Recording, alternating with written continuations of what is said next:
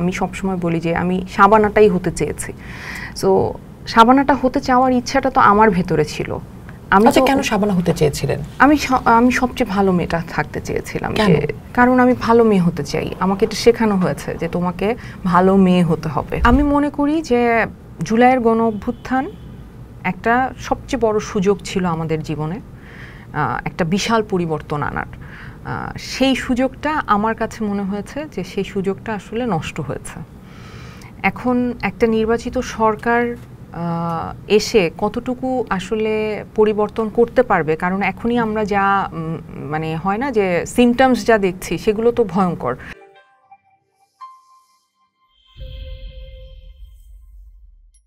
আমরা যে আগস্টে বসে এই কথাগুলো বলছি, ঠিক 1 বছর আগে এই আগস্ট আমূল বদলে দিয়েছিল আমাদের রাষ্ট্রটাকে। এবং সেই সময়ে আমাদের অনেক শিল্পীরাই সাধারণ মানুষের কাতারে নেমে এসেছিলেন, কথা বলেছিলেন সমাজ নিয়ে, রাষ্ট্র নিয়ে, মানুষ নিয়ে, মানুষের দাবি নিয়ে। ঠিক সেরকম একজন শিল্পী আজ আমাদের সাথে রয়েছেন, আজমেরী হক বাঁধন। বাঁধনের সাথে কথা বলবো। বাঁধন, স্বাগত জানাচ্ছি। আপনার নাম নিয়ে এক ধরনের কনফিউশন আছে। নামটা হচ্ছে যে আজমেরী হক বাঁধন নাকি রেহানা মরিয়ম নূর? আমি এই যে আজকে এখানে আসলাম, আমাকে মানে এখানে একজন আপনাদের কলিগ আমাকে বলছে যে আপনি আমার জন্য রেহানা। সো আমি আর রেহানা আলাদা কেউ না, একই সাথে মিলেমিশে আছে। আচ্ছা, আমরা একদম সরাসরি আলোচনায় চলে যাই। যেটা শুরুতেই বলছিলাম যে জুলাই আমাদের জীবনটাকে একেবারেই পরিবর্তন করে দিল। আপনার একটা লেখা দেখেছিলাম ফেসবুকে, সেখানে আপনি বলেছিলেন যে আমার একমাত্র মেয়ে সেদিন আমার বাবা মার কাছে রেখে আমি বের হয়েছিলাম, এবং তাদেরকে একটা কথা সম্বন্ধে আপনি বলে এসেছিলেন যে আমি আমার মিডিয়ার বন্ধুদের সাথে যাচ্ছি, মিলে কিছু একটা করতে যাচ্ছি, এবং একটা শঙ্কা নিয়ে আপনি বাসার থেকে বের হয়েছিলেন বলেছিলেন। এই যে শিক্ষার্থীদের ন্যায় বিচারের জন্য আপনি একসাথে হয়েছিলেন, আর ঠিক কি চিন্তা করে আপনি সেদিন সেই আন্দোলনে যুক্ত হয়েছিলেন? ঠিক কোন জিনিসটা আপনাকে ট্রিগার করেছিল? আমাকে আসলে জুলাইয়ের আন্দোলন যখন থেকে শুরু হয়েছে, এরকম আন্দোলন তো আগেও হয়েছে। প্রথম দিককার যে আন্দোলনটা যেরকম ছিল, যে স্টুডেন্টরা প্রোটেস্ট করছে, একটা দাবি জানাচ্ছে, রাষ্ট্রপক্ষ হয়তো দমনের চেষ্টা করছে, এটা আমরা দেখেছি। কোটা আন্দোলন আগেও হয়েছে।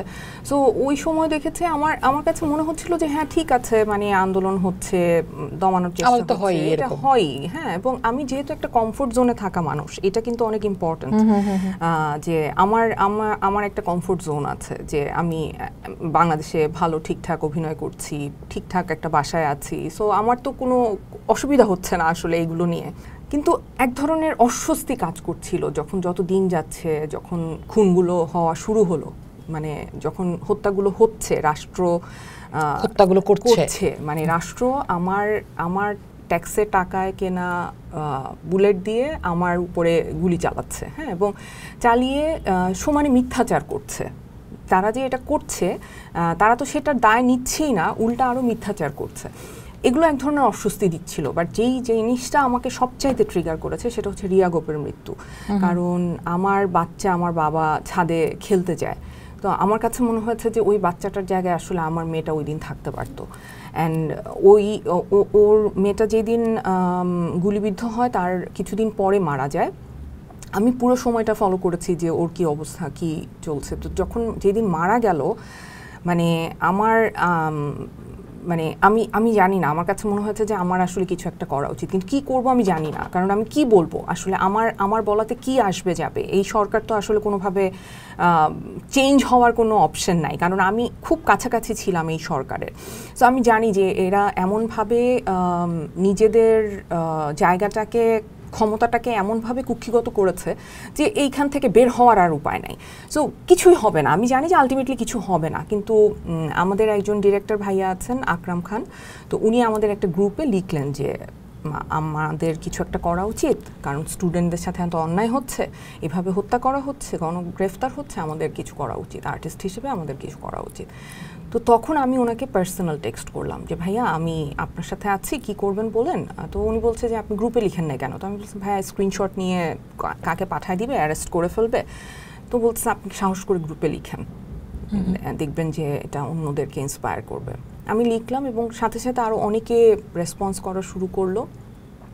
এটা 29 তারিখের কথা বলছি। তো এবং 2 দিনের মধ্যে আমরা আসলে ডিসিশন নিয়েছি, মানে আকরাম ভাই, পিপলু ভাই, ধ্রুব ভাই, মানে এদের নাম বলতেই হবে আমাকে, বিকজ ওনারা না থাকলে আজকে মানে সাহস করে দৃশ্য মাধ্যমের মাধ্যমে আপনারা যেটা দাঁড়ালেন। তো আমার মাথায় আসলে ছিল ওই মুহূর্তে যে স্টুডেন্টদের সাথে অন্যায় হচ্ছে, আমাদের সাধারণ জনগণের সাথে অন্যায় হচ্ছে, সাধারণ জনগণকে তো গুলি করে মারছেই, গণগ্রেফতার হচ্ছে, ইন্টারনেট শাটডাউন করছে।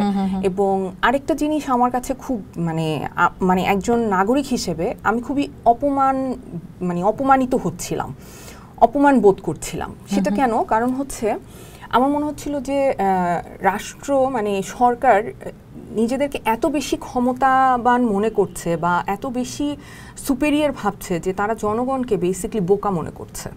তারা মনে করছে যে আমরা যে মিথ্যাগুলো বলবো সেগুলোই জনগণ মেনে নিবে, কারণ বছরের পর বছর এরা মেনেই নিয়েছে। তো এই ধরনের একটা মিশ্র মানে অনুভূতি ছিল। এবং তারপরে তো আমরা 1 অগাস্টে গিয়ে দাঁড়ালাম। হ্যাঁ, সে কারণে কি আপনি বলেছেন যে এটা আপনার জীবনের বেস্ট মোমেন্টের একটি? আমি আপনার ফেসবুক দেখেছিলাম, কারণ আমি জানি যে আপনার তো আসলে একজন অভিনেত্রী হিসেবে তার আসলে অনেকগুলো বেস্ট মোমেন্ট থাকার কথা, তার যে ধরনের জীবন, মানে আপনার অন্তত যে ধরনের জীবন, ইভেন আমি জানি যে আপনার একটা ভীষণ যুদ্ধের জীবনও আছে, সেটাও আপনার বেস্ট মোমেন্ট হওয়ার কথা। তো সেই সব কিছু বাদ দিয়ে এই সময়টাকে বেস্ট মোমেন্ট কেন মনে হলো আপনার কাছে? এইটা আসলে অনেস্টলি আমি জানি না, মানে যারা পলিটিক্স করেন বা যারা আসলে অ্যাক্টিভিস্ট আছেন তারা হয়তো এই অনুভূতিটা জানেন আর কি। আমার জন্য ওই দিন আমি প্রথম ওই এক্সপিরিয়েন্সটা আসলে ফিল করেছি। সেটা হচ্ছে রাস্তায় যখন আমি একদম সাধারণ মানুষের সাথে মিশে যেতে পারলাম, ওইটার একটা আলাদা ভালো লাগা আছে, ওইটার একটা আলাদা অনুভূতি আছে। সেই অনুভূতিটা তো আমি আমার জীবনে আসলে, আমাদের কি হয়, আমরা হয়তো একটা প্রোগ্রামে গেছি, ফ্যানদের সাথে ছবি তুলছি, কথা বলছি, সেটা একরকম। আর ছোট বাজে প্রশ্ন করতে চাই, সেটা হচ্ছে যে তখন কি সেদিন কেউ বলেছিল আপু আপনার সাথে একটা সেলফি তুলি? না, একদম বলে নাই। That's the spirit. একদম বলে নাই, মানে ওরা তখন ওদের অংশ মনে করছে আমাকে ওরা। এবং আমার কাছে এইটা একজন আর্টিস্ট হিসেবে আমার কাছে এটা খুব বড় একটা অ্যাচিভমেন্ট মনে হয়, যে যখন মানুষ আমাকে আসলে ওদের কাতারে মনে করে না যে আমি একটা সুপার হিউম্যান বিং বা আমি একটা ফ্যান্টাসির কিছু একটা আর কি। তো ওই মুহূর্তটা আমার কাছে আসলে খুবই ইম্পর্ট্যান্ট, বিকজ আমার কাছে মনে হয়েছে যে আমি যখন জনগণের সাথে একই কাতারে দাঁড়াতে পেরেছি, ওই মোমেন্টটা আমি আসলে সারা জীবন খুবই খুবই মনে রাখব। এই দাঁড়ানোটা নিয়ে আসলে এক ধরনের একটা অভিযোগ পাওয়া গেছে বিভিন্ন সময়ে, যে এরকম একটা পারসেপশন আছে যে এরা আওয়ামী লীগকে সমর্থন করত। এরকম কিছু আপনিও ফেস করেন কিনা বা সেই প্রশ্নগুলো উঠে কিনা এখনো? হ্যাঁ, অবশ্যই উঠে। এবং এটা তো সত্যি যে আমি আওয়ামী লীগের প্রচারণায় কাজ করেছি, 2018 প্রচারণায় কাজ করেছি আমি। আনিসুল হকের মেয়র ইলেকশন যেটা হয়েছে 2015-তে, ওইটাতেও আমি কাজ করেছি। আর আমার তাদের সাথে ভালো সখ্যতা ছিল, এটাতেও কোনো ভুল নাই। এবং যাদেরকে আমি পছন্দ করতাম, অনেক পলিটিক্যাল লিডার আছেন ওদের মধ্যে, যাদেরকে আমি এখনও আসলে রেসপেক্টের চোখেই দেখি। তো সেটা তো ছিল, সেই ট্যাগ দেওয়ার ব্যাপারটা তো এখনও আছে, কিন্তু এখন আবার নতুন নতুন ট্যাগ অ্যাড হয়েছে। সেটা হচ্ছে লাল বদর, আরও অনেক বাজে বাজে শব্দ ইউজ করে, বাট লাল বদর আরও কি ট্যাগ। মেয়েদের জন্য তো ভয়ঙ্কর সব ট্যাগ আছে। আমার জন্য তো এক্সট্রিম, মানে আমার জন্য যেটা হয়েছে যে আমার জন্য ওরা অ্যাসাইন্ড পুরা, মানে একটা গ্রুপ, মানে একদম অ্যাসাইন্ড, যে আমি যখনই পোস্ট দিই না কেন, বিকজ আমি অনেক আর্লি উঠি, আমি সকালবেলা উঠে হয়তো একটা পোস্ট দিলাম 5:30-6টার দিকে, মানে দেওয়ার সাথে সাথে আমার ওখানে বাজে কমেন্ট অ্যান্ড হাহারি অ্যাক্টে ভরে যাবে। বিকজ আচ্ছা, এই কমেন্টগুলো যে করে মানুষ, এটার পেছনে আপনি কি মনস্তত্ত্ব খুঁজে পান? কিছু তো আসলে শুধুই কি রাজনৈতিক না, কিছু অ্যাসাইন্ড যে যারা একদমই মানে ডেডিকেটেড ভাবে আমার জন্য বাজে কমেন্ট করে। আর কিছু মানুষ আছে যে আমার পরিচিত, তারা আমার কলিগ অথবা আমার পূর্ব পরিচিত, তারাও বাজে কমেন্ট করছে, অনেক সময় অনেক অ্যাটাক করছে। সেইটা আসলে তাদের ব্যক্তিগত ব্যাপার। হ্যাঁ, এটা তাদের ব্যক্তিগত ব্যাপার, এবং তারা ভীষণ বাজেভাবে অ্যাটাক করে। এবং এটা কিন্তু আসলে আপনি এখন আমাকে কিভাবে ট্রিট করবেন, এটা কিন্তু আমি আসলে কোনোভাবে ডিসাইড করে দিতে পারবো না, এটা তো সম্ভব না। সো এটা আপনার উপর নির্ভর করে যে আপনি আসলে করবেনটা কি। সো সেইটা তাদের ব্যক্তিগত ব্যাপার। বাঁধন, আমরা সাধারণত দেখি যে সেদিন জুলাইয়ে আমাদের যত শিল্পীরা আছেন, অনেক শিল্পীকে আমরা দেখেছি তারা প্রতিবাদ করেছেন ঘরে বসে, অনেক শিল্পী, বেশিরভাগ শিল্পী আমি বলবো যে তারা আসলে বোঝার চেষ্টা করেছেন যে কি ঘটছে, কিন্তু তারা আসলে কোনো ধরনের কমেন্ট করেননি। আবার অনেক শিল্পীকে আমরা দেখেছি যাদেরকে আসলে আমরা সেভাবে কখনো কোনো বিষয় নিয়ে কথাই বলতে দেখি না। তার মধ্যে আমি আপনাকেও বলতে পারি যে আসলে রাষ্ট্র কি করলো, সমাজ কি করলো, আমার দাবি দাওয়া নিয়ে খুব একটা কথা অনেকেরই আমরা ভোকাল হতে দেখি নাই, কিন্তু সেদিন আমরা দেখলাম অনেকেই ভোকাল হলেন। এরপর লাগাতারভাবে আসলে আমি 5ই আগস্ট পর্যন্ত দেখলাম যে সবাই কথা বলেছেন। এটা পরে আমি একজন সাংবাদিক হিসেবে পরে দেখতে পেলাম যে এক ধরনের এজেন্ডা খোঁজা হয়। সাধারণত শিল্পীরা যখন এই ধরনের কাজ করে এক ধরনের এজেন্ডা খোঁজা হয়। এখানেও কি কোনো এজেন্ডা খোঁজা হয়েছিল? এরপরে আপনার অভিজ্ঞতা কি বলে? এজেন্ডা থেকে কি গিয়েছিল কোনো শিল্পী আসলে সেদিন? ডেফিনেটলি খোঁজা হয় এবং বলা হয়, আমাদেরকে বিভিন্নভাবে ট্যাগিং করা হচ্ছে যে এটার জন্য করেছে, এবং খুবই অদ্ভুত ট্যাগিং। যেমন ধরেন আমাকে বলা হচ্ছে যে মানে আমাদের যেটা বলা হয় যে এই অভ্যুত্থানটা আসলে হয়েছে খুবই ইসলামিস্টদের এক ধরনের প্রভাবে, হ্যাঁ, এবং আমরা তাদের সাথে কাজ করতে গিয়ে আমরা আসলে আন্দোলনে গিয়েছি। হ্যাঁ, মানে সেটা আমার ক্ষেত্রে কিভাবে বলে আমি জানি না। মানে আমি সবসময় আসলে এত ভোকাল, এত আমার নারী অধিকার নিয়ে কথা বলছি, আমি আমার বাচ্চার গার্ডিয়ানশিপ নিয়ে নিয়েছি পুরা একটা আমাদের মানে স্টেটের ল, শরিয়া ল সব কিছুকে অলমোস্ট বৃদ্ধাঙ্গুলি দেখিয়ে আমি আসলে আমার বাচ্চার গার্ডিয়ানশিপ নিয়েছি। হ্যাঁ, এবং আমি একটা সিনেমা করেছি যেখানে আসলে ইন্ডিয়াতে, যেখানে আমি গিয়েছি হচ্ছে আমার ক্যারেক্টারটা গিয়েছে যে আমাদের একটা লিডারকে মেরে ফেলতে, সো একটা হোমোসেক্সুয়াল ক্যারেক্টার। হ্যাঁ, সো যেটা নিয়ে প্রচুর সমালোচনা হলো। আমি এত কিছু করার পরেও যখন বলে যে আমি আসলে ওদের হয়ে কাজ করেছি, এটা আমার কাছে আসলে খুবই হাস্যকর লাগে। তারপরে বলে যে আমি হয়তো মানে এই সরকার থেকে কোনো সুবিধা নিতে চেয়েছি, কারণ আমাদের এখানের কালচারটা এটা হয়ে গেছে যে আমরা আসলে কাউকে যদি সাপোর্ট করি তার মানে আমি আসলে তার থেকে কোনো সুবিধা নিব। কিন্তু আপনি শুধুই কিন্তু একটা মানুষকে পছন্দ করতে পারেন, একটা পলিটিক্যাল লিডারকে আপনি পছন্দ করতে পারেন, একটা দলকে আপনি সাপোর্ট করতে পারেন, কিন্তু এই কালচারটা ন্যায্য দাবির পক্ষে দাঁড়াতে পারেন, এবং সেই দলটাকে আবার আপনি যখন তাকে অন্যায় করতে দেখবেন আপনি বলতেও পারেন যে এখানে তারা অন্যায় করছে। মানে ব্যাপারটা এরকম না, এটা তো কোনো মানে পীর মানা না বা এরকম কিছু না যে এটা একটা কাল্ট, যে মানে আমি যা বলছে আমাকে জাস্ট একদম এক দৃষ্টিতে ওইটাই মাথায় নিয়ে থাকতে হবে এবং ওইটাই বলতে হবে। এবং এখন আমি অনেককে দেখেছি যে এরকম করে জপতে থাকে যে যা মানে যাই হয়েছে সব কিছু খারাপ হয়েছে এবং যারা করেছে তারা খারাপ করেছে। মানে এই পার্থক্যটা বুঝতে যে কেউ পারবে এইটা মানুষ একসেপ্ট করতে পারে না, যে আচ্ছা আমার নিজের ভাইও একটা অন্যায় করতে পারে বা আমি নিজেও একটা অন্যায় করতে পারি, এবং সেই অন্যায়টাকে স্বীকার করা যে আমি অন্যায় করেছি, আমি একটা ভুল কাজ করেছি, সেটা যে স্বীকার করা যায় এই কালচারটা আমাদের এখানে নাই। তো যার জন্য যখন কেউ মনে করছে যে আমি আওয়ামী লীগের প্রচারণা করেছি, আমি আমার বাচ্চা গার্ডিয়ানশিপ পেয়েছি, আমি ডেফিনেটলি তার জন্য ওই সরকার আমলে আমি তাদের কাছে গ্রেটফুল, বিকজ আমার বাচ্চা গার্ডিয়ানশিপ পাওয়াটা শুধু বাংলাদেশের জন্য না, এই সাবকন্টিনেন্টের জন্য একটা রেয়ার ভার্ডিক্ট ছিল। সো এইটা অনেক বড় একটা ব্যাপার, কিন্তু তো সেটার একটা মানে বিশাল ইম্প্যাক্ট কিন্তু সোসাইটিতেও পড়েছে মানে আমার ভার্ডিক্টটা নিয়ে। তো সেইটা তো আমার জন্য অনেক বড় পাওয়া। তো আমি তাদের কাছে গ্রেটফুল, কিন্তু তাই বলে এটা না যে সে যখন অন্যায় করছে, সে যখন নির্বিচারে মানুষকে মেরে ফেলছে, তখন আমি জাস্ট অন্ধের মতো চুপ করে থাকবো। তো এটা যে করা যায় এই কালচারটাই তো আমাদের এখানে নাই। সেই জায়গা থেকেই কি তাহলে আপনারা মানে সবাই যখন শিল্পীরা যখন বলছেন যে এই হত্যার বিচার চাই, সেই জায়গা থেকে কি আপনারা ভয়হীন ন্যায্য মানবিক মর্যাদার বাংলাদেশ চাই এই স্লোগানটি তুলেছিলেন? এই স্লোগানটি তুলেছিলাম, এটার পেছনের একটা কারণ হচ্ছে যে আমরা আসলে অন্যায়ের বিরুদ্ধে কথা বলছি, কিন্তু ভবিষ্যৎটা আমরা কিভাবে দেখতে চাই, ভবিষ্যতের বাংলাদেশটা আমরা কিভাবে দেখতে চাই সেটা বলতে চেয়েছি, এবং সেইটার একটা দাবি আসলে ওই আন্দোলনের সময় আমরা তুলেছি। মানে ভয়হীন ন্যায্য মানবিক মর্যাদার বাংলাদেশ কথাটা হলো অনেক স্বপ্ন ছিল, অনেক আশা ছিল যে অ্যাটলিস্ট যাত্রাটা শুরু হবে, কিন্তু আনফরচুনেটলি যাত্রাটাও শুরু হয়নি। কেন মনে হয়, মানে কেন হলো না? কোথায় ফেল করলো সবাই? কোথায় ফেল করলো, কিভাবে ফেল করলো আমি জানি না, কিন্তু ফেল করেছে। এবং সেটা কিভাবে আমি একজন সাধারণ নাগরিক হিসেবে আমার কাছে আমি যা দেখছি সেটা আমার কাছে মনে হয়নি যে আগের সরকারের আমল থেকে আসলে খুব ডিফারেন্ট কিছু, আর বরং আরও যেটা এখানে এই সময়ে অ্যাড হয়েছে সেটা হচ্ছে মব কালচার, যেটা ভয়ঙ্কর। মাজার ভাঙা হচ্ছে, ভাস্কর্য ভাঙা হচ্ছে, মানে 32 নম্বর ভেঙে দিয়েছে, মানে সব কিছুই, মানে নারীদেরকে সভা সমাবেশ করে বেশ্যা বলা হচ্ছে। মানে এইটা তো আমাকে সবচাইতে বেশি আসলে হার্ট করেছে, যে একটা সমাবেশে মানে সমাবেশ ডেকে সেখানে নারীকে একটা নারী কমিশনের যে প্রধান সুপারিশগুলো নিয়ে কথা বলতে গিয়ে নারী কমিশনের প্রধানকে সে বেশ্যা বলছে। এবং সেটা সেই সমাবেশে আবার এই এখনকার যে নতুন যে দল গঠন হয়েছে তাদের একজন সদস্য চলে গেছে।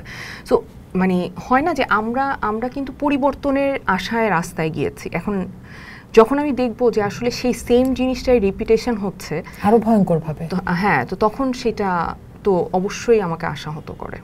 না, আশাহত তো করলো, কিন্তু আমার প্রশ্ন ছিল যে কেন এই পরিবর্তনটা হলো না? মানুষের মধ্যে কি আসলে এখনো ভয় রয়ে গেছে, মানে কোথাও কি একটা জুজু বাস করছে এখনো? পরিবর্তনটা হলো না, আমার কাছে যেটা মনে হয় যে প্রথমত আমাদের সিস্টেমটা অনেক করাপ্টেড। তো একটা করাপ্টেড সিস্টেমকে তো এত সহজে চেঞ্জ করা যাবে না।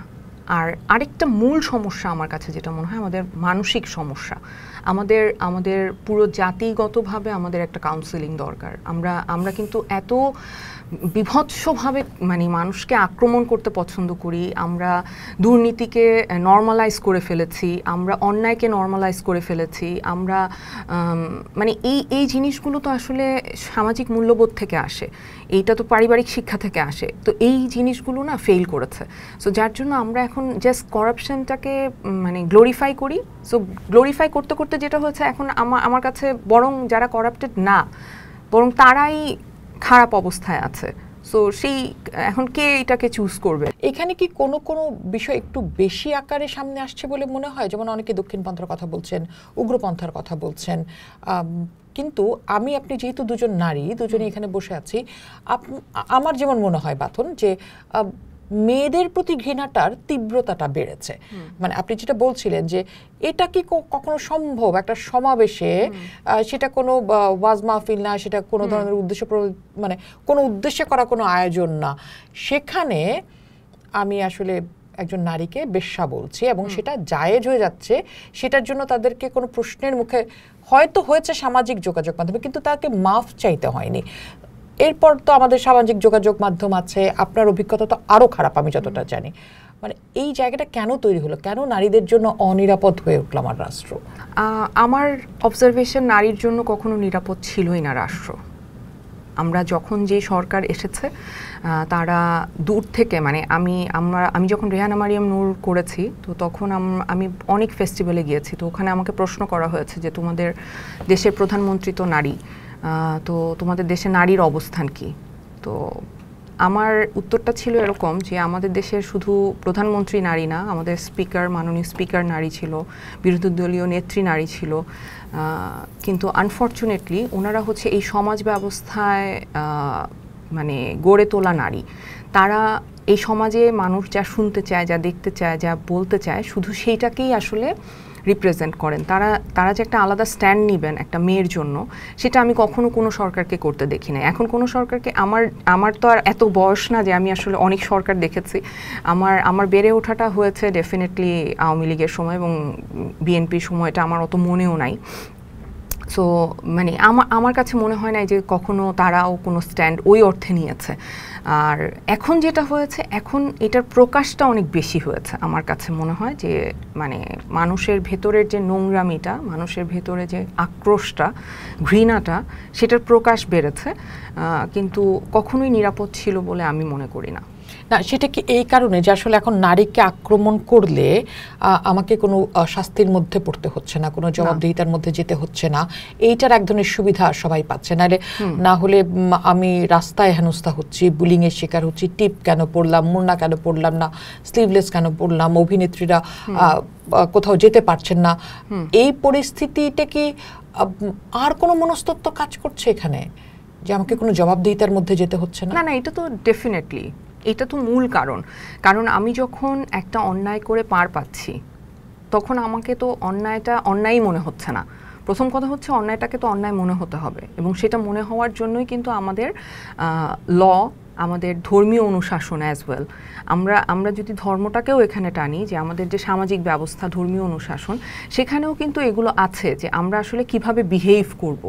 লটাও আমাদের কিন্তু বিহেভিয়ারকে বিভিন্নভাবে রিফর্ম করে, কারণ হচ্ছে আমরা মানে আমরা কেমন বিহেভ করব সেটা কিন্তু ডিপেন্ড করছে যে আমার লটা কতটুকু শক্ত বা প্রয়োগ হচ্ছে। তো সেটা তো এখানে হচ্ছে না, তো তখন আমরা এটাকে তো নর্মালাইজ হয়ে গেছে যে এটা আমরা করে পার পেয়ে যাচ্ছি, সো এটা করে ফেলছে। এটার জন্য আসলে ঠিক কী ধরনের ব্যবস্থা থাকা উচিত? মানে এটা তো আমরা ধর্মীয় অনুশাসনের কথা বললাম, আইনের কথা বললাম, আইন তো আমাদের আছে, সেটা দিয়েও কিছু করা যাচ্ছে না। ঠিক কী করলে একজন নারী হিসেবে আপনার মনে হয় যে আমি ভাই এই জিনিস থেকে রক্ষা পাবো, আমি প্রতিদিন আমাকে সামাজিক যোগাযোগ মাধ্যমে সে মানুষজন গালিগালাজ করবে না, বা আমার নিজের মানে এটা মনে হবে না যে আমি রেপড হচ্ছি? কি করলে আসলে কি করলে এটা তো আমি জানি না আপু, এটা তো আমি বলতে পারছি না, কিন্তু আমি এটাকে কিভাবে ডিল করি এটা আমি বলতে পারি। আমার এটা ডিল করার ওয়েটা খুব ইন্টারেস্টিং। আমার মনে হয় যে যারা অনলাইনে বুলিড হয় তাদের জন্য এটা কাজে লাগবে, আমি এটা শেয়ার করি। Please please. সেটা হচ্ছে যে আমাকে অনেকেই বলে যে তোমাকে এত বাজে কমেন্ট করে, সো কমেন্ট বক্সটা অফ করে দাও, অথবা যারা বেশি বাজে কমেন্ট করছে তাদেরকে ব্লক করে দাও, রিপোর্ট করো। আমার কথা হচ্ছে যে আমি আসলে এগুলো করে আমার এনার্জি আমি নষ্ট করব না। এটা ওদের ইচ্ছা, ওদের চেষ্টা আমাকে টেনে নিচে নামানোর, বাট ওদের এই চেষ্টাটাকে আমি সফল হতে দেই না। ওরা যত আমাকে আক্রমণ করে ওগুলো আমাকে তত পাওয়ারফুল করে। মানে এটা এত রিভার্স ভাবে কাজ করে যে এটা চিন্তার বাইরে। এটা যদি কেউ সত্যি সত্যি কাজে লাগাতে পারে তাহলে কিন্তু সে ডেফিনেটলি তাকে আর এগুলো একদম টাচ করবে না। আর এগুলো থেকে মুক্তি পাওয়ার উপায় হচ্ছে ডেফিনেটলি আমাদেরকে, ওই যে বললাম যে আমাদের শিক্ষা ব্যবস্থার তো অবস্থা খারাপ, সো শিক্ষা ব্যবস্থার অবস্থা খারাপ, পারিবারিক শিক্ষার অবস্থা খারাপ, লয়ের প্রয়োগের অবস্থা খারাপ, সো সব কিছু মিলায় তো আপু আসলে একটা হযবরল অবস্থা। মানে এটা হচ্ছে আমার একদম স্কুল সিস্টেম থেকে শুরু করা উচিত যে আপনি আসলে একজন নারীর প্রতি কিভাবে বিহেভ করবে, এবং এটা পরিবার থেকেও শুরু করা উচিত। একটা ছোটবেলায় এই ভাই বোনের মধ্যে কে কিভাবে আসলে কথা বলবে, কে কি করবে, সে পাশের বাসার মেয়েটার সাথে কিভাবে বিহেভ করবে, এটা কিন্তু বাসা থেকে শেখানো উচিত। কিন্তু বাসায় কি শিখে বড় হয়, দেখে যে মাকে ধরে মারছে, বা মানে এই আমাদের এখানে তো ডোমেস্টিক ভায়োলেন্স, চারজনের ফ্যামিলির মা হচ্ছে চতুর্থতম প্রাণী, হ্যাঁ, সো ডোমেস্টিক ভায়োলেন্স তো আমাদের এখানে সবচেয়ে কমন। মানে এটাকে তো ভায়োলেন্স হিসেবে ধরাই হয় না, মানে 2-4টা চড় থাপ্পড়কে কিন্তু ভায়োলেন্স মনেই করা হয় না।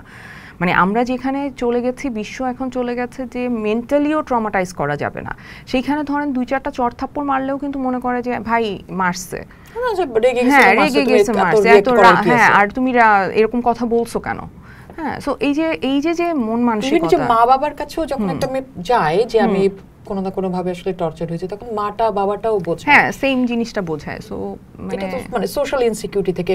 আচ্ছা, একটা জায়গায় আমি একটু একটা জিনিস জানতে চাই মাধুন, সেটা হচ্ছে যে এইমাত্র আপনি বলছিলেন যে আপনি আসলে এটা ওভারলুক করে যান বা সেটা আপনাকে শক্তি যোগায়, কিন্তু বাঁধনের তো এক ধরনের পরিচিতি আছে, সামাজিক পরিচিতি আছে, তার এক ধরনের অর্থনৈতিক অবস্থান আছে, যার জন্য বাঁধন সেটা পাচ্ছে। কিন্তু যে মেয়েটার বা নারীটার এই জিনিসগুলো কিছুই নেই, সে আসলে কিভাবে এই ধরনের বুলিং ডিল করবে? এটা তো খুব কঠিন প্রশ্ন আপু, কারণ হচ্ছে এটা তো তাকে কিভাবে ট্রমাটাইজ করে আমি তো জানি। মানে আজকের আমি বাঁধন, আমি আপনাকে বসে বলতে পারছি যে এগুলো আমাকে পাওয়ারফুল করছে, কিন্তু আমি কি আসলে এই মেয়েটা মানে আরো 10 বছর আগে ছিলাম, 5 বছর আগে ছিলাম না। আমি তো সেই ভালনারেবল মেয়েটাই ছিলাম যে ধরেন একটা বাজে কমেন্ট দেখে কানতে কানতে ধরেন সারা রাত পার করে। কিভাবে ডিল করেছে সেটা উইথ টাইম আমার মনে হয় যে আমাকে এত ট্রমা দিতে দিতে, মানে আমার লাইফের ট্রমাগুলো আমাকে আজকের বাঁধন তৈরি করেছে যে এই কথাটা বলতে পারছে। কিন্তু একটা বাচ্চা মেয়ে, মানে সেটা যদি, মানে আমার মেয়ের বয়স 14, সো ওর বয়সে একটা মেয়েকে যদি কেউ এভাবে আক্রমণ করে, ডেফিনেটলি এটা ওকে ট্রমাটাইজ করবে। তো সেই জায়গা থেকে আসলে মেয়েটাকেও স্ট্রং বানানোর চেষ্টা করে দেখতে পারি আমরা, যে তাকেও মানসিকভাবে ছোটবেলা থেকে ওইভাবে বড় করা যে আসলে কারো কথা দিয়ে কিছু আসে যায় না। কিন্তু এটা খুব ডিফিকাল্ট, কারণ আমি তো একটা টিনেজার মেয়েকে ডিল করছি, সো দেখছি যে এটা এত ইজি না আসলে।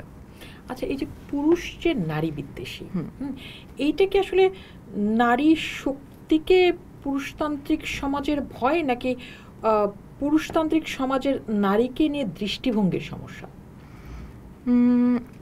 পুরুষতান্ত্রিক সমাজ ব্যবস্থার নারী পুরুষ, আমি যদি একটু সহজ করে প্রশ্নটা করি, সেটা হচ্ছে যে এই যে আমাকে একটা ছেলে, ধরে নেই আমার স্বামী, সে আমাকে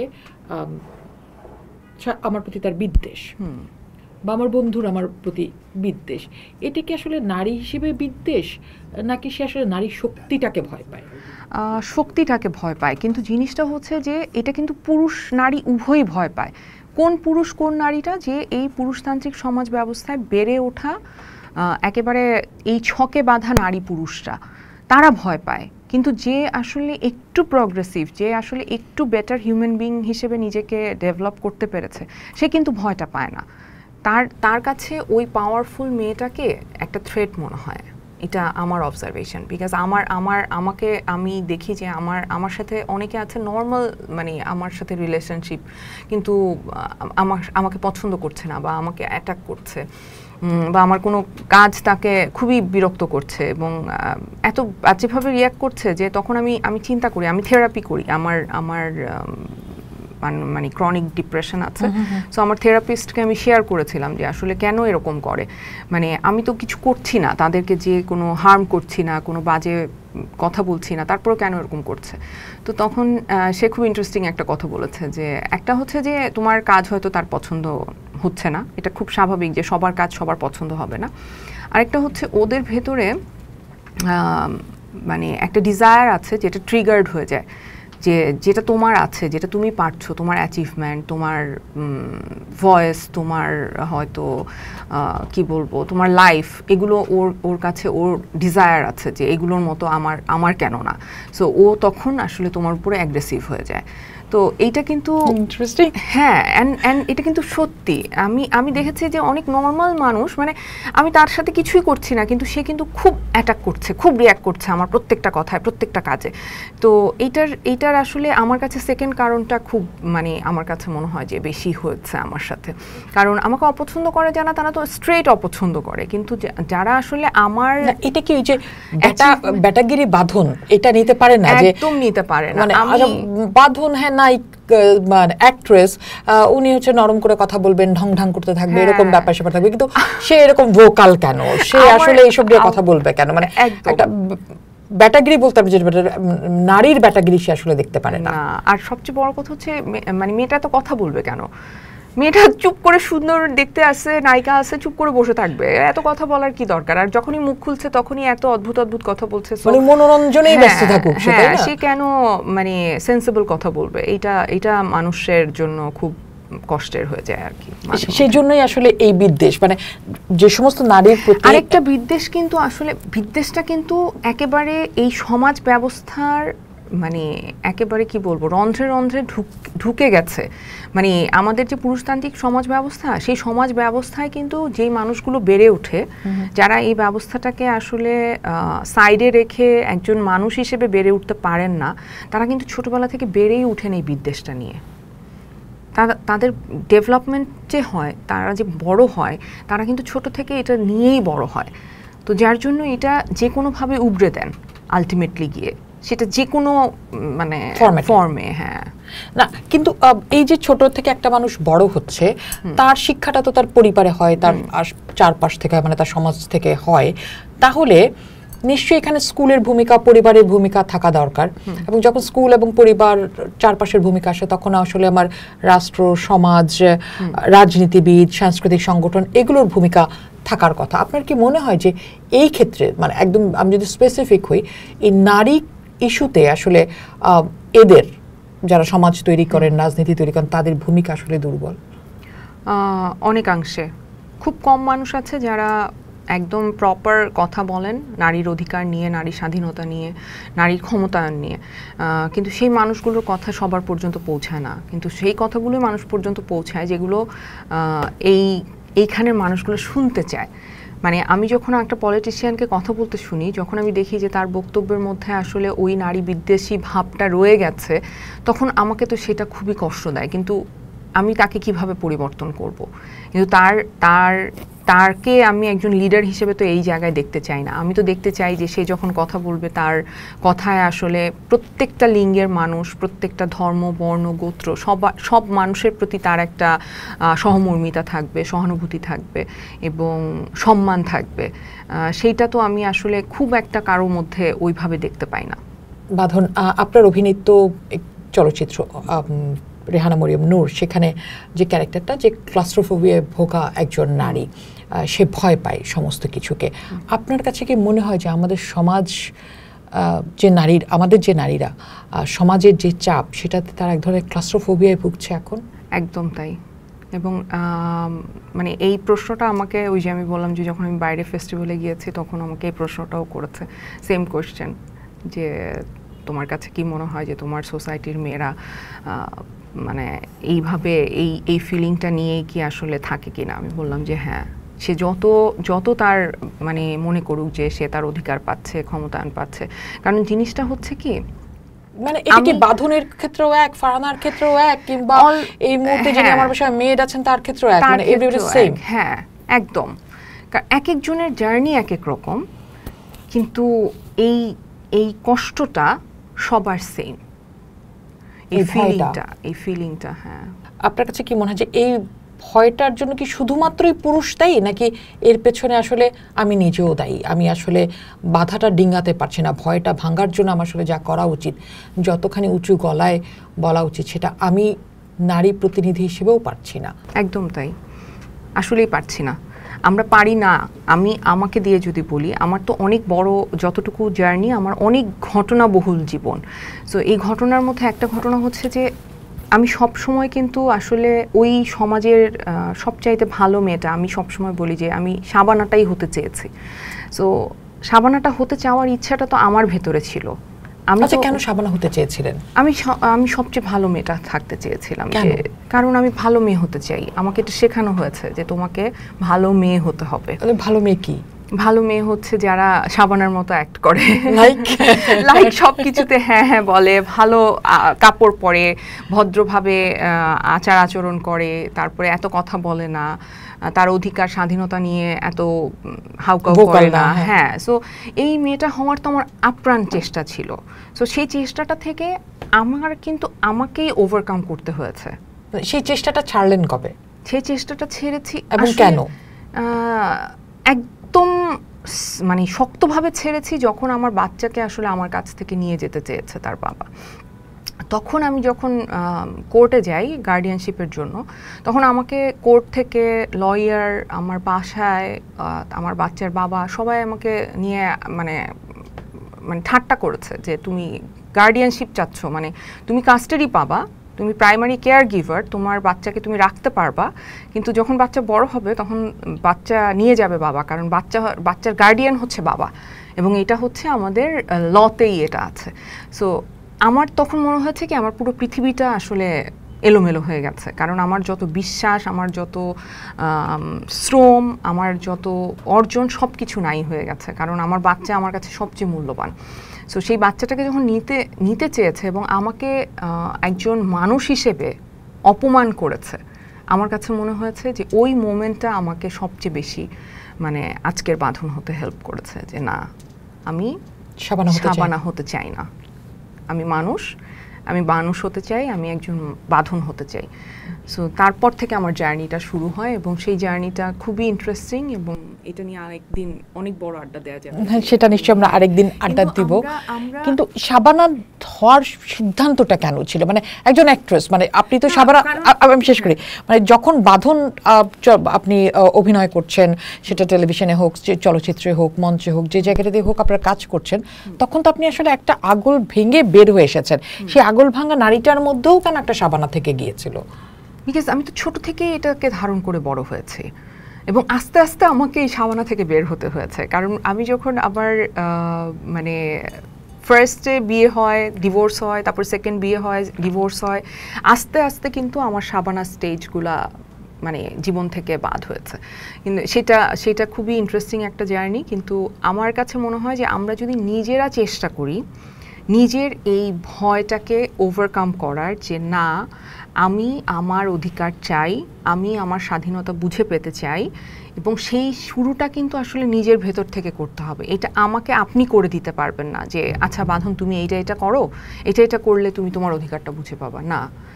মানে আমাদের সমাজের মেয়েরা কিন্তু যারা পাওয়ারফুল, যারা আসলে সাহসী, তাদের সাহসটা অনেক বেশি, কারণ তারা এত বাধাকে ভাঙে যে তাদের এর জন্য সেই সাহসী মেয়েগুলো তো আরো ভয়ঙ্কর। মানে সমাজ তাদেরকে দেখতেই পারে না, তো তার মধ্যে আপনি আমি আছি একদম। আমি একটা ক্যারেক্টার করেছিলাম, রবীন্দ্রনাথ এখানে কখনো খেতে আসেনি, ওখানে আমি এরকম একটা ক্যারেক্টার করেছিলাম। তো আমি সব সময় বলি যে আমি হচ্ছি ডাইনিটা। সো আমি একদম ডিক্লেয়ার্ড ডাইনি, যে আমি ডাইনি এবং আমি ডাইনিদের দলে আছি, এবং আমাকে যদি কেউ ক্ষতি করতে চায় আমার সব ডাইনি ফ্রেন্ডরা এসে হেল্প করবে, এবং আমি এটা একদম বিশ্বাস করি। আমার একটা মজার অভিজ্ঞতা আছে এরকম, যে আমার এক বন্ধু তিনি তার মানে বন্ধুর স্ত্রী, তিনি খুব এক ধরনের মানে সংকটে ভোগেন যে নিশ্চয়ই আমার সাথে তার কোনো ধরনের একটা সম্পর্ক আছে। তো কোনোভাবে এই বেচারাকে বোঝানো যাচ্ছে না যে ব্যাপারটা আসলে এরকম না। তারপর আমি চিন্তা করলাম যে আচ্ছা আমি কেন বোঝাচ্ছি। তারপর আমি একদিন ওনাকে একটা টেক্সট করলাম যে yes baby I am the witch saviour dear one. So এরপর উনি মোটামুটি শুধরে গেলেন। সো আসলে এটা বলতে পারতে হয়, এবং এইটা না, এগুলো তো একটা প্র্যাকটিস। মানে এখন যেটা হয় যে আমাকে সবাই বলে যে তুমি কথা বলা, মানে এত কথা বলো কেন, কথা বলা বন্ধ করো, মানে এত কথা না বললেও হয়। আমি এত কথা বলি কারণ আমি জানি যে আমার কথা ম্যাটার করে। এক্স্যাক্টলি, আমার কথা ম্যাটার করে, একজন হইলেও হয়তো শক্তিটা পায়। এবং আমি এটা দেখছি, মানে জিনিসটা হচ্ছে যে এই জিনিসটা মানে আমি যে মানুষের সাথে ইন্টারঅ্যাক্ট করি, আমি তখন ফিল করি ওরা আমাকে এসে ধরে, আমাকে হাগ করে, আমাকে বলে আমার হাতটা ধরে যে আপু আপনি জানেন আপনার এই কথাটা আমাকে এইভাবে ইন্সপায়ার করছে, আপনি জানেন মানে আপনি যখন এখানে এটা করছেন আমাকে ইন্সপায়ার করছে। সো আমার কাছে মনে হয় যে এই চেইন, এই সাইকেলটা ভাঙতে হলে আমাদেরকে আসলে যার জায়গা থেকে চেষ্টা করতে হবে। এটা আসলে শাবানা সময় পার হয়ে আসা বাঁধনদের সবচেয়ে বেশি চেষ্টাটা করতে হবে, কারণ আপনারা তো রোল মডেল, কারণ অসংখ্য মানুষ আপনাদেরকে ফলো করে। একটা সাধারণ মেয়ে যতটা না পরিবর্তন করতে পারে, একটা বাঁধন তার চেয়ে 10 গুণ বেশি পারে।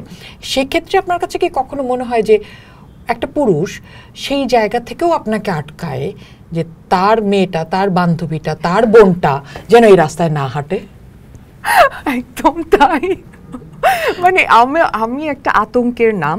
সো যেটা হয় যে সবাই, আমার কাজিনদের মধ্যে এরকম আছে যে ওর দেখা গেল যে হাজবেন্ডের সাথে মিশবে না, খারাপ, হ্যাঁ হাজবেন্ডের সাথে ঝগড়া লেগেছে, তো কথা হয়তো সে একটু রেগে কথা বলেছে বা কিছু একটা রিয়াক্ট করেছে, তো তখন তাকে বলা হয় যে এই বাঁধনের মতো কথা বলবা না। মানে আমি হচ্ছে একটা ব্যাড ইনফ্লুয়েন্স, যে বাঁধনের মতো কথা বলছে, মানে এখন অবস্থা খুব খারাপ, এই মেয়ের পাল্লায় পড়ে গেছে। তো আমার সাথে বেশি মিশা বারণ, এরকম অনেকে আছে, খুব পরিচিত মানুষরাই এরকম করে। বাট ইটস ওকে, আমার মনে হয় যে আমি আমার কথাটা বলে যাব না, তখন আপনার মনে হয় যে আরো ইন্সপায়ার্ড লাগে না, যাচ্ছে ওকে আমি তো একটা ব্যাড গার্ল গ্যাং তৈরি করতেই পারি। আমি তো খুবই ইন্সপায়ার্ড, মানে আমি বললাম না যে এগুলো আমাকে আরো পাওয়ারফুল করে। এবং আমি একটা জিনিস করি, সেটা হচ্ছে যে আমি পাওয়ারফুল মানুষদেরকে, মানে পাওয়ারফুল বলতে শব্দটা আসলে খুব হচ্ছে যে মনে করবে যে পাওয়ারফুল মানে না জানি কি, মানে একটা আমার বাসার যে মেইড, আমার খালা, আমি তাকে অনেক পাওয়ারফুল মনে করি। সে কিন্তু আমার একটা সোর্স পাওয়ারের, যে সে যখন আমি কোথাও যাই আমাকে যেভাবে ইন্সপায়ার করে, আমাকে যেভাবে মোটিভেট করে, আমি না নেটওয়ার্ক বাড়াচ্ছি। আমি এরকম আমার যাদেরকে মনে হয় যে এরা আমাকে আসলে এনার্জিটা দিবে, পজিটিভ এনার্জিটা, আমি তাদের সাথে মিশা শুরু করেছি নিজে থেকে, যে আমি আমার নেটওয়ার্কটা বাড়াবো, আমি এই পজিটিভিটিটাকে আসলে নিজের দিকে নিব, এবং এটা অনেক হেল্প করছে আমাকে।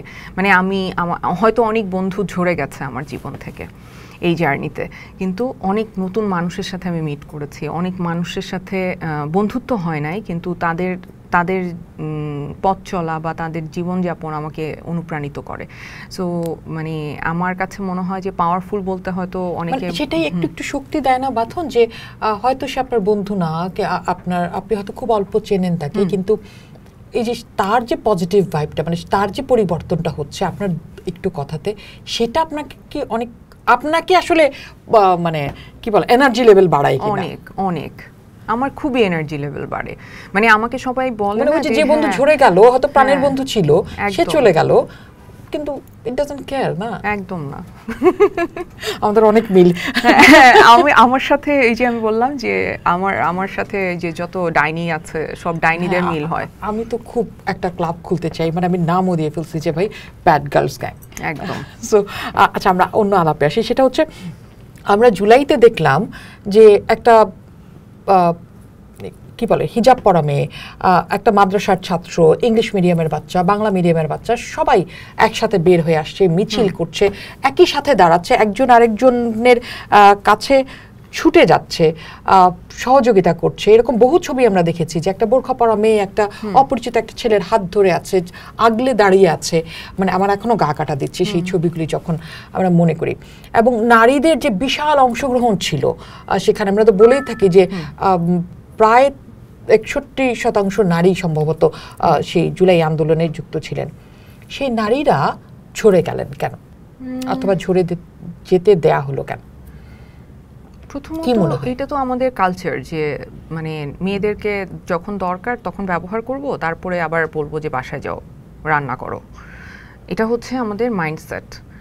আর ইচ্ছাকৃতভাবে আসলে আমার কাছে মনে হয়েছে যে এই জায়গাগুলো করা হয়েছে। যে কেন?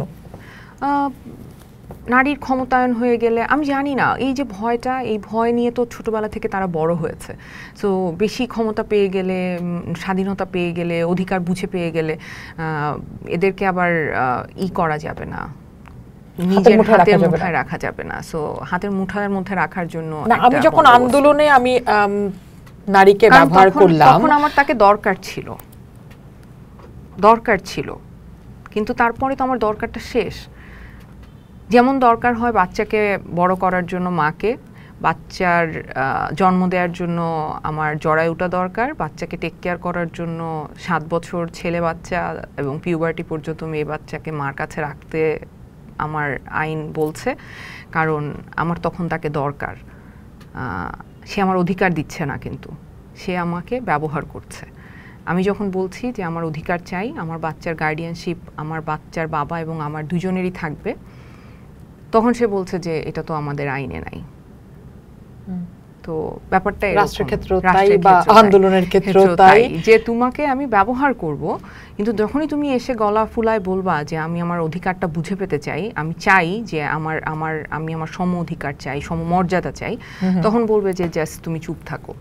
তখনই সামান্তা শারমিন যেটা বলেছেন কিছুদিন আগে, যে সিস্টেমেটিক্যালি সাইডলাইন করা হয়েছে আন্দোলনের পর সমস্ত নারীকে, তার মানে শুধু এটাই একমাত্র কারণ যে সেই পুরুষটি আসলে ছোটবেলা থেকেই এটা ভেবেই বড় মানে সে যাই করুক না কেন অধিকারের আদায়ের জন্য যখন সে মাঠে থাকছে তখনও সে একই রকম, সে যখন আসলে এমপি হচ্ছে তখনও সে একই, রাষ্ট্র পরিচালনায় যখন যাচ্ছে তখনও ফ্যামিলি চালানোর সময় একই। কিন্তু আমার কাছে যেটা সবচেয়ে মন খারাপ লাগে সেটা হচ্ছে যে আমাদের যারা নারী নেত্রীরা আছেন তাদের মধ্যে প্রোগ্রেসিভ চিন্তার মানুষ খুব কম।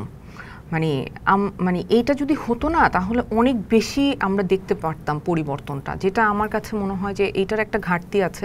আর পুরুষদের মধ্যে তো আছেই ঘাটতিটা, কিন্তু আমি নারীদের মধ্যেও এই ঘাটতিটা দেখতে পাই যে নারীর ক্ষমতায়ন, নারীর স্বাধীনতা, নারীর অধিকার, এগুলোর ব্যাপারে কিন্তু তাদেরও এক ধরনের অনীহা আছে, যেটা কারণ এগুলো বলতে গেলেই তো আসলে ভোটের রাজনীতি, যেহেতু ভোট চলে যাবে। সো কার এত দরকার ভাই, আমি তো আমার জায়গায় ভালো আছি। মানে এখন আমাকে যদি কেউ বলে যে তোমার এত কথা বলার দরকার কি, তুমি বাচ্চা গার্ডিয়ানশিপ পাইছো, আমি আমার বাবার সম্পত্তিতে সম অধিকার পাবো, এইটাও এস্টাবলিশ করে ফেলছি আমি, সো তুমি তো সবই পাইছো তোমার জীবনে, এখন তোমার এত কথা বলার দরকার কি? বিকজ আমি জানি যে অন্যরা পাচ্ছে না। আমি একা পেয়ে আসলে এই পাওয়ার, এই প্রাপ্তির মধ্যে কোনো আনন্দ নাই। আমার কথা হচ্ছে এটা সবার হতে হবে, এটা সবাইকে পেতে হবে। সবার সেই অধিকারটা আসলে থাকবে। সবাই আসলে এরকম করে বলছে না, মানে যারা এই ক্ষমতার ভাগ পাচ্ছেন কোনোভাবে টোকেন হিসেবে, তারা আসলে এটা বলছে না, তাদের বলার কথা। ঠিক এই মুহূর্তে আমরা গত 15 বছর একটা সময় পার করে এসেছি, তখন আমরা এক ধরনের ট্যাগিং কালচার দেখেছি, কিন্তু সেটা এখনো চলছে। এখন সেটার সাথে মব যুক্ত হয়েছে, মানে প্রথমে ট্যাগ দেওয়া হচ্ছে, তারপর কোনো কোনো ক্ষেত্রে সেখানে মবও হচ্ছে। এই বিষয়টাকে আপনি কিভাবে দেখছেন? এটা তো খুবই ভয়ঙ্কর। আমি এটা বললামও যে এই সরকার আমলে মব কালচারটা যেভাবে আসলে এস্টাবলিশ হয়ে গেল, এটা খুবই লজ্জার। আর ট্যাগিংয়ের ব্যাপারটা হচ্ছে যে আগে একটা ন্যারেটিভ ছিল যে যারা আওয়ামী লীগ করছে না বা মানে তারা সবাই হচ্ছে রাজাকার। হ্যাঁ, তো এটার একটা বিএনপি জামাত, স্পেশালি রাজাকার শব্দটা যেহেতু মানুষ ঘৃণা করে, সো এইটা বলতে স্বাচ্ছন্দ্য বোধ করতো। আর এখন হয়ে গেছে হচ্ছে আওয়ামী লীগের দোসর, আবার আমাকে যেমন বলে লাল বদর, আরও বাজে বাজে কথা বলে। আমার কাছে মনে হয় কি যে এই জায়গাগুলো থেকে আমি চেয়েছিলাম যে আমি যে বাংলাদেশের স্বপ্ন দেখি, এই জায়গাগুলো থেকে এই মানুষগুলো বের হয়ে আসবে। এই সময়টা এসে আমরা দেখছি যে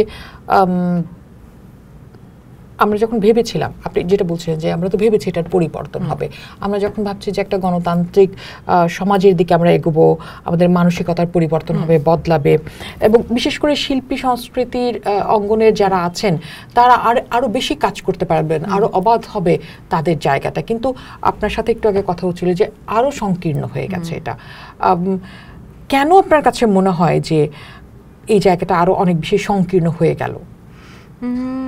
এক ধরনের তো দ্বন্দ্ব সবসময় আছেই, যে ধর্মের সাথে আমাদের সংস্কৃতিকে এক ধরনের কিন্তু মুখোমুখি জায়গায় দাঁড় করে রাখা হয় সব সময়। মানে এটা আমি জানি না এটা পলিটিক্যাল কারণে এটা ইচ্ছা করে রাখা হয় কিনা, কিন্তু এটা আমার কাছে সবসময় এটা আমি ফিল করি যে সবসময় ধর্মকে এবং শিল্প সংস্কৃতিকে একটা মুখোমুখি জায়গায় রাখা হয়। তো সেই জায়গাটা থেকেই কিন্তু এইটার এক ধরনের এখন আমরা যেটা দেখতে পাচ্ছি যে যারা বাধা দিচ্ছে তারা আসলে দেখা যাচ্ছে যে কোনো একটা হয়তো ধর্মে বিশ্বাসী এবং তারা মনে করছে যে তাদের ধর্মের সাথে এটা যাচ্ছে না, সো তারা বাধা দিচ্ছে, বিভিন্ন জায়গায় নাটক বন্ধ করছে, শিল্পকলায় নানান রকমের প্রবলেম হয়েছে, মঞ্চ নাটকের মাঝখানে বন্ধ করে দিয়েছে, যদিও এটা ট্যাগিং দিয়ে বন্ধ করেছে যে আওয়ামী লীগের হয়তো কেউ ছিল এই জন্য বন্ধ করেছে, কিন্তু এটা তো অন্যায় না। আমি যেটা জানি যে উত্তরায় অনেকগুলো শুটিং হাউস বন্ধ করার নোটিশ দেওয়া হয়েছিল বিকজ ওটা একটা আবাসিক এলাকা, কিন্তু এটা তো এত বছর ধরে চলছে, এখন হঠাৎ করে কেন মনে হলো? এরকম নানান প্রশ্ন আছে যেগুলোর কোনো উত্তর নাই। কিন্তু এই মন মানসিকতা থেকে আসলে বের হয়ে আসতে হবে। আমরা কোনো কিছুর সাথে কোনো কিছু যে মুখোমুখি অবস্থানে না, কোনো কিছুই যে কোনো কিছুর সাথে সাংঘর্ষিক না। তো বাঁধন একটা বড় অংশ ছিল এই শিল্পী সমাজের, একটা বড় স্টেক ছিল এই শিল্পী সমাজের, তাহলে তাদেরকে কেন এরকম এক ধরনের প্রতিকূলতার মধ্যে পড়তে তো হলোই। আর যেটা হয়েছে যে এক ধরনের সিন্ডিকেট গেছে, আরেক ধরনের সিন্ডিকেট আসছে, কিন্তু চেঞ্জের চিন্তা কিন্তু আসলে কেউ করছে না। সো এই যে বাধাগুলো আসছে, এগুলো কেন আসছে, এগুলো নিয়ে যে কথা হবে, মুভমেন্ট হবে, সেগুলোর খুব একটা ইচ্ছা কিন্তু কারোর মধ্যে দেখা যাচ্ছে না। সবাই এখন আছে আবার আগের দল যা করতে পেরেছে করে গেছে, এখন আবার নতুন যারা সুবিধা পাচ্ছে তারা আবার তাদের সুবিধাটা নেওয়ার চেষ্টা করছে। আপনাদের অঙ্গনের মানুষই তো আসলে এই মুহূর্তে এর সবচেয়ে বড় চেয়ারটায় বসা, একেবারে মিডিয়ার লোক সরাসরি বসা, তাহলে কেন এই পরিবর্তন আসছে না? এটা তো হওয়ার কথা, আরো দুর্দান্ত হওয়ার কথা, আরো দারুণ হওয়ার কথা, সংস্কৃতির বিকাশ আরো অভূতপূর্ব হওয়ার কথা এই সময়টাতে। হয়তো সে তার মতো করে চিন্তা করে তার কাজ করছেন, কিন্তু আমাদের মন মতো হচ্ছে না। আমরা যেরকম দেখেছি, যেরকম দেখতে চেয়েছি আমাদের শিল্প সংস্কৃতির অবস্থাকে আমাদের নতুন বাংলাদেশে, সেটা আমরা দেখতে পাচ্ছি না। এখন কি মনে হয় দেখা যাবে সামনে, লক্ষণ কি মনে হচ্ছে? আশা করি আমি যেহেতু খুবই পজিটিভ একজন মানুষ, আমি আশা করতে পারি, কিন্তু খুব একটা ভালো লক্ষণ আমি আসলে দেখতে পাচ্ছি না। তার মানে কি আমি যদি একদম স্পেসিফিক মিডিয়া ইন্ডাস্ট্রির কথাই বলি, যে এই মুহূর্তে আমরা সবচেয়ে বেশি যেটা শুনছি যে মানুষ কাজ হারাচ্ছে, টেকনিশিয়ান থেকে শুরু করে অভিনয় শিল্পী বলেন, চিত্রশিল্পী বলেন, যারা গান করছেন, আবৃত্তি করছেন, সব ধরনের শিল্পেই আমরা এক ধরনের বাধা দেখতে পাচ্ছি। তার মানে মানুষ কাজও হারাচ্ছে একই সাথে। তার মানে আরেকটু খারাপ সময়ের দিকে কি আমরা যাচ্ছি? কাজ হারানোর একটা তো আছে যে এই ধরনের এক ধরনের মুভমেন্ট হচ্ছে যে কাজে বাধা দিচ্ছে, এটা একটা কারণ যে কাজ কমে গেছে। আরেকটা কিন্তু অনেক বড় কারণ হচ্ছে যে যারা আসলে টাকা ইনভেস্ট করতেন, তো তারা তো এখন আসলে টাকাটা আর ইনভেস্ট করতে পারছেন না বা করছেন না, করতে চাচ্ছেন না। তো তখন কি হয়েছে, তখন কাজের ক্ষেত্রটা তো অনেক কমে গেছে। কারণ এখন আমার তো নতুন ইনভেস্টরদেরকে আবার লাগবে যারা আসলে টাকাটা ইনভেস্ট করতে চাচ্ছেন। সো এটা কিন্তু অনেক বড় একটা ব্যাপার যে আমার যখন একটা ইন্ডাস্ট্রি চালানোর জন্য তো আমার আসলে টাকাটার প্রয়োজন আছে। সো সেই ইনভেস্টমেন্ট করার জন্য মানসিকতা নিয়ে, কারণ এখন দেশের যে সিচুয়েশন সব কিছু মিলে মানুষ আসলে এত অস্থিরতার মধ্য দিয়ে যাচ্ছে, এত বিক্ষিপ্ত যে তারা আসলে খুব একটা নাটক সিনেমা নিয়ে ভাবছেন না। তারপরেও কি আশা দেখেন সামনের দিনে? সবাই তো বলছেন নির্বাচন হলেই সব কিছুর পরিবর্তন হয়ে যাবে। আপনিও কি তাই মনে করেন বাঁধন, একটা নির্বাচনের পরে আসলে বড় পরিবর্তন আসবে? আমি মনে করি যে জুলাইয়ের গণ অভ্যুত্থান একটা সবচেয়ে বড় সুযোগ ছিল আমাদের জীবনে, একটা বিশাল পরিবর্তন আনার। সেই সুযোগটা আমার কাছে মনে হয়েছে যে সেই সুযোগটা আসলে নষ্ট হয়েছে। এখন একটা নির্বাচিত সরকার এসে কতটুকু আসলে পরিবর্তন করতে পারবে, কারণ এখনই আমরা যা মানে হয় না যে সিমটমস যা দেখছি সেগুলো তো ভয়ঙ্কর। যে ক্ষমতায় কেউ যাক না যাক তার আগে এখনই চাঁদাবাজি করছে, এখনই বিভিন্ন রকমের অন্যায় অবিচার করছে। হ্যাঁ, সো এই জিনিসগুলো যদি আসলে কন্টিনিউ হতেই থাকে তাহলে আমরা যে দেশের স্বপ্ন দেখছি সেই স্বপ্ন তো আসলে বাস্তবায়নের কোনো সম্ভাবনা আমি দেখতে পাচ্ছি না। তবে ওই যে আমি বললাম যে আমি খুবই পজিটিভ মানুষ, আমি মনে করি যে আশা তো করতে হবে, আমার তো স্বপ্নটা দেখতে হবে। আসলে আমি একটা জিনিসে খুব বিশ্বাস করি, সেটা হচ্ছে ম্যানিফেস্ট করা। সো আমি স্বপ্নটা দেখে যাব, আমি আমার ভেতরে এই স্বপ্নটা, একটা সাম্যের বাংলাদেশ, একটা ন্যায় বিচারের বাংলাদেশ, একটা মানবিক মর্যাদার বাংলাদেশ। সো আমি আসলে এটা স্বপ্নটা দেখে যাব, ম্যানিফেস্ট করে যাব, কখনো হয়তো সেটা পূরণ হবে। কেন আপনার কাছে মনে হচ্ছে যে জুলাইটা নষ্ট হলো? আমরা যে ধরনের পরিবর্তন আসলে দেখতে চেয়েছিলাম সেই পরিবর্তনের কিছুই আমি দেখতে পাই নাই। মানে আমার কাছে মনে হয়েছে যে ধরেন আগের সরকারের আমলে আমরা যে ধরনের অন্যায় দেখেছি, অবিচার দেখেছি, আমরা যে রকম দুর্নীতি দেখেছি, তার কিন্তু কোনো কিছুই পরিবর্তন হয় নাই, উল্টা আরও বেড়ে গেছে। মানে তারা হয়তো 15 বছরের একটা লম্বা সময় পার করে এসে শেষের দিকে যা ইচ্ছা তাই করেছে, কিন্তু এক বছরের মধ্যেই আসলে এই সরকারের যা যা করার কথা বা যা যা আমরা দেখছি এই সরকার আমলে বাংলাদেশের সিচুয়েশন, সেটা তো আসলে মানে আমার কাছে অবশ্যই মনে হয়েছে যে একটা সুবর্ণ সুযোগ ছিল। জুলাইয়ের গণ অভ্যুত্থানের মাধ্যমে আমরা একটা স্বৈরাচারী সরকারের পতন ঘটানো হয়েছে এবং বাংলাদেশকে একদম নতুনভাবে ঢেলে সাজানোর হয়তো একটা অপশন ছিল, যাত্রাটা শুরু করা যেত। মানে এটা তো রাতারাতি পরিবর্তন হবে না, খুব স্বাভাবিক। এটা কোনো আকাশ কুসুম চিন্তা করেও লাভ নাই, এই ফ্যান্টাসিতে থেকে লাভ নাই, কিন্তু যাত্রাটা শুরু হতে পারতো, কিন্তু সেই যাত্রা আসলে শুরু হয় নাই। তো এই দায়টা আপনি বেশি কাকে দেবেন? প্রথমত তো সরকারকে এই দায় নিতেই হবে, তারপর আমি জনগণকেও দিব, কারণ আমরা নিজেরাও আসলে পরিবর্তন হতে চাই না। সো এটা একটা আফসোস, আমার খুব কষ্ট হয় যখন আমি আমার আশেপাশের মানুষকে এরকম দেখি। আমার মনে হয় যে আমরা কি পারি না নিজেদেরকে একটু পরিবর্তন করতে, আমরা কি পারি না যে নিজেদেরকে একটু রিফর্ম করতে। অনেক ধন্যবাদ বাঁধন আমাদের সাথে সময় দেওয়ার জন্য। নিশ্চয়ই বড় আলাপ আরেকদিন হবে, সেই আশা রাখছি। বাঁধন যেমনটা বলছিলেন যে শুধু সরকার বদলালে হবে না, নিজেকে বদলাতে হবে।